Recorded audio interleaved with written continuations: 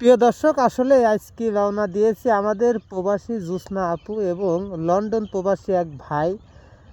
কাউসারের জন্য টাকা পাঠিয়েছে এবং জ্যোৎস্না আপা লতার জন্য টাকা পাঠিয়েছে, অন্ধ কাজলের জন্য টাকা পাঠিয়েছে। সেই টাকা দেওয়ার জন্য আজকে পাবনা জেলা থেকে আমরা ফরিদপুরের উদ্দেশ্যে রওনা দিয়েছি। যারা আমাকে বাজে মন্তব্য করেন, আসলে তাদের উদ্দেশ্যে একটা কথা বলি।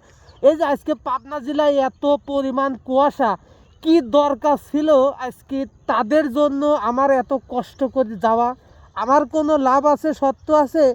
আজ এই সঙ্গের সাথীকে নিয়ে আসলে আজকে ছুটে চলেছি এই কুয়াশার মধ্যে। দেখেন আজকে বেলাও কিন্তু উঠে নেই, দেখা যাচ্ছে।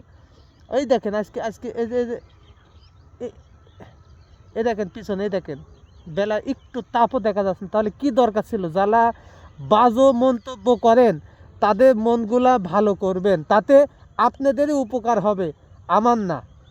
ভালো থাকবেন।